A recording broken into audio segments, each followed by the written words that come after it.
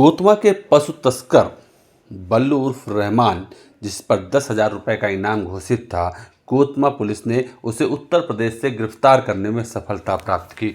और जैसे ही पुलिस ने उसे गिरफ्तार करके पुलिस रिमांड लिया तो ये बात तो तय थी कि कुछ चौंकाने वाले बयान सामने आ सकते हैं। लेकिन पुलिस जो एक वीडियो वायरल हो रहा है, यह वीडियो कितना सच है कितना झूठ, इसकी तो ना मैं पुष्टि करता हूं, ना मैं ये कहता हूं कि इसमें जो नाम लिए जा रहे हैं वो किसी तरीके से अनूपपुर के पत्रकारिता को बदनाम करने के लिए लिए जा रहे हैं या उसमें कुछ सच्चाई भी है। लेकिन जिन 5 पत्रकारों के नाम लिए गए हैं, ये 5 पत्रकार कोतवा से विधानसभा से हैं और इन 5 पत्रकारों के राजनीतिक और जिला मुख्यालय के कई पत्रकारों से बहुत अच्छे संबंध भी हैं और इनकी पत्रकारिता भी कई उसमें विवादों में भी रही है, लेकिन कई बार इन्होंने बड़े खुलासे भी किए हैं और एग्रेसिव पत्रकारिता के लिए ये 5 जाने जाते हैं।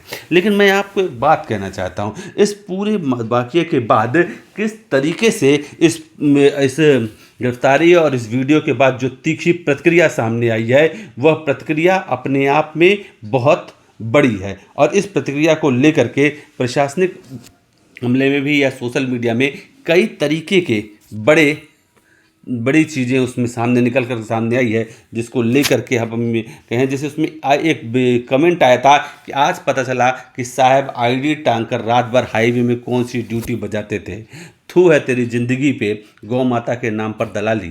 इस तरीके से ऐसे बहुत से आरोप, बहुत सी चीज़ें उस पर हैं। एक कोतवा के ही वरिष्ठ पत्रकार हैं, उनका कमेंट पढ़ के बताता हूँ कि छी, ऐसे हराम की कमाई जो मूक पशुओं के कत्ल के कारोबार पर पर्दा डालने और उन्हें संरक्षण देने के लिए ली जाती रही हो, ऐसे दलालों के मुंह पर थूकता हूँ।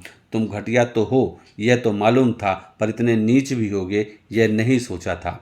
यह बयान उस वक्त आए थे जब ये लग रहा था कि 5 तस्करों के नाम पे होंगे। पशु तस्करी का पैसा खाने वाले पत्रकारों का नाम तो उजागर होना ही चाहिए। गौ माता और पशु तस्करी का पैसा खाने वालों का हर रूप में बहिष्कार करना चाहिए। घिन आती है ऐसे लोगों पर, बेहद शर्मनाक। ये पोस्ट संस्कार गौतम ने की थी। हम आपको बताते हैं कि एक पोस्ट है, कोतवा के ही पत्रकार हैं।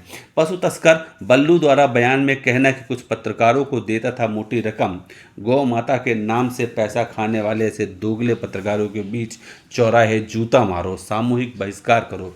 हम इस तरह की बातों की पुष्टि नहीं करते या इसकी समर्थक नहीं है, लेकिन ये भी एक पत्रकार की पोस्ट थी। लेकिन इस पूरे मामले में कुछ सफ़ेद पोस्ट नेताओं के भी नाम आ रहे हैं। एक डायरी भी हमें पता चली है कि पुलिस ने पकड़ा है। वो काली डायरी क्या उस पूरे काले सच का पर्दाफाश करेगी?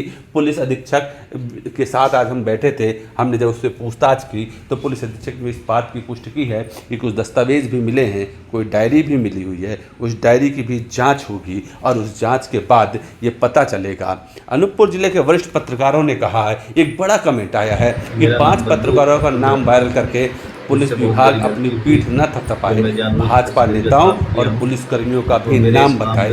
ये भी एक चीज़ चल रही है। इस तरीके के भी बयान आ रहे हैं। उसमें एक चीज़ ये भी आ रही है कि पत्रकारों की लुंगी खोल दी, शाबाश, अब जरा अपने सफ़ेद पोश आकाओं और वर्दीधारी दलालों की भी चुट्टी उतारो। हिम्मत है, जनता बेसब्री से इंतजार कर रही है। इस तरीके के सोशल मीडिया में एक तीखी प्रतिक्रिया बल्लू के इस वीडियो वायरल होने के बाद हो रही। हालांकि इस वीडियो में स्पष्ट तौर पर कुछ फ़ोन पे, कुछ गूगल पे के अकाउंट्स की डिटेल भी बताई जा रही है। उसमें एक मोहित सक्सेना का भी नाम सामने आ रहा है कि उसे भी 20,000 रुपये दिए गए। लेकिन ये इसका पैसा है या किसका, ये मैं इसकी हम पुष्टि नहीं करते। लेकिन ये वीडियो अगर पुलिस के संरक्षण में बनाया गया तो निश्चित है इस बयान पे भी शंका उठाई जा रही है कि उससे और भी पूछताछ हुई थी, पुलिस ने पूरा वीडियो वायरल क्यों नहीं किया? क्योंकि इस वीडियो का पुलिस से बाहर आना, इसका मतलब है कि कहीं ना कहीं कुछ ना कुछ पुलिस छुपा रही है। निश्चित है, मैं भी एक पत्रकार हूँ, पर मैं भी इस बात की मांग करता हूँ कि इस पूरे मामले की CID जांच होनी चाहिए और इस जांच के दौरान अगर कोई दोषी पाता है, अगर मूक पशुओं की दलाली करके कोई भी हो, चाहे वो राजनेता हो, चाहे वो जनप्रतिनिधि हो, सफ़ेद पोश हो, व्यापारी हो, पत्रकार हो, अगर कोई भी इसमें है तो उनको सज़ा मिलनी ही चाहिए। पुलिस ने अगर इस वीडियो को वायरल किया है और उसमें क्या खाकी वर्दी भी अगर इस पूरे मामले में शामिल है, तो क्या ये पूरा मामला दूध का दूध पानी का पानी होगा। ये अनूपपुर पुलिस अधीक्षक मोतीउर रहमान के ऊपर एक बड़ी जिम्मेदारी है कि इस पूरे मामले में उन्हें प्रेस वार्ता करके और इसकी बल्लू ने पुलिस अभिरक्षा में जो बयान दिया है उसकी सच्चाई जो है आम जनता को बतानी चाहिए। हम आपको सुनवाएंगे कि बल्लू रहमान ने किस तरीके से क्या कहा है, किनका नाम लिया है। हम इस बात की बल्लू के इस पूरे बयान की पुष्टि नहीं करते और बिल्कुल ये नहीं कहते कि ये पत्रकार इसमें शामिल होंगे, लेकिन एक खास तौर पे किसी एक खास वर्ग को टारगेट करने के पीछे क्या इस पूरे मामले में जिस तरीके से अनूपपुर की मीडिया ने पशु तस्करी की बात उठाई थी, जिस तरीके से वो इस पूरे मामले में पशु तस्करी को लेकर के और अनूपपुर जिला पुलिस प्रशासन को घेरा था, जिस तरीके से लेकर के भाजपा की सरकार को घेर रहा था कि इस सरकार में इस तरीके से पशु तस्करी और अवैध हथियार मिले, तो क्या उन सवालों का ये जवाब था कि इस पूरे उसके साथ नेक्सस में पत्रकारों की भी भूमिका संदिग्ध थी? क्या ये बताने की कोशिश जो है वो प्रशासन कर रहा है, या ये बताने की कोशिश प्रशासन कर रहा है कि बल्लू के साथ सिर्फ बल्लू अकेला नहीं था, वाजिद अकेला नहीं है, पत्रकार भी शामिल हैं, तो अब मीडिया को इस मामले में शांत हो जाना चाहिए? तो लेकिन साहब, ये अनूपपुर की मीडिया है, अनूपपुर की मीडिया अपने ऊपर कीचड़ आने के डर से शांत नहीं बैठ सकती।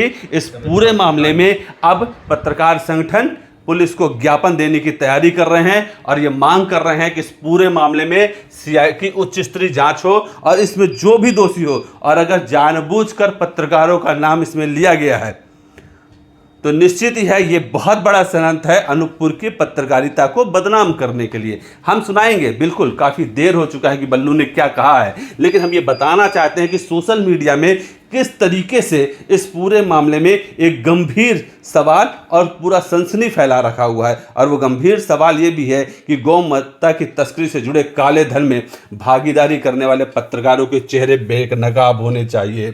ऐसे लोग पत्रकारिता जैसे पवित्र पेशे को कलंकित कर रहे हैं। ऐसा कृत्य न केवल शर्मनाक है बल्कि मानवता को भी ठेस पहुंचाते हैं। थू है तुम पर दलालो। ये सारे कमेंट जो हैं वो पत्रकारों के हैं, लेकिन इस पूरे मामले में अभी सत्ता पक्ष के नेता जो कोतमा में हर तरह से जो फेसबुक पे ट्वीट करते हैं, लगातार ट्विटर पे ट्वीट करते हैं, फेसबुक पर कमेंट पोस्ट करते हैं, एक भी नेता अभी इस मामले में अपने बयान देने नहीं दिया। लगातार सोशल मीडिया में एक्टिव होने वाले लोग कुछ नहीं कह रहे हैं। तो क्या ये माना जाए कि इस पूरे मामले में भाजपा ने और कांग्रेस के नेताओं ने मौन साध रखा है और कुछ भी बोलने से बच रहे हैं? एक व्यक्ति ने तो ये तक लिखा है कि पत्रकारों की लुंगी तो खोली, हिम्मत है तो सफ़ेद पोश वर्दीधारी दलालों की भी बात करूं।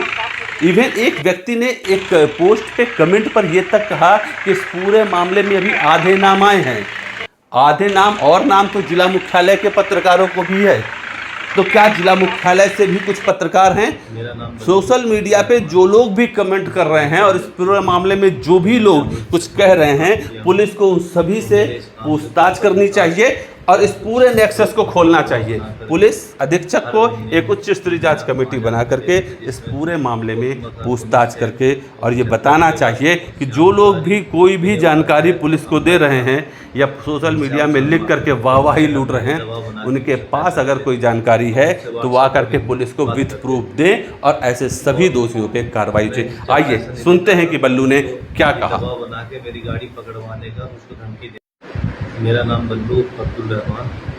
मुझसे बहुत बड़ी गलती हुई जो मैं जानवरों की तस्करी का काम किया हूँ, और मेरे इस काम पे कुछ पत्रकार और कुछ लोग मुझ पर दबाव बना करके हर महीने मुझसे 3,000-5,000 रुपये लेते थे, जिसमें कोतमा का पुनीत सैन और चंदन केवट और श्याम तिवारी, विनय उपाध्याय और अमलाई का घनश्याम शर्मा, जो मुझसे हर महीने दबाव बना के मुझसे पैसा लेते थे और मुझसे व्हाट्सएप कॉलिंग में बात करते थे। और मैं जब पैसा नहीं देता था तो मुझको ये दबाव बना के मेरी गाड़ी पकड़वाने का मुझको धमकी देते थे और मेरे खिलाफ छापने की मुझको धमकी देते थे। और इस काम में मेरे लोग लगातार साथ दिए और मेरे इस कुछ लेन देन फ़ोनपे के माध्यम से भी हुआ, कुछ नकद के माध्यम से हुआ इनसे, जिसका मेरे पास रिकॉर्ड भी है।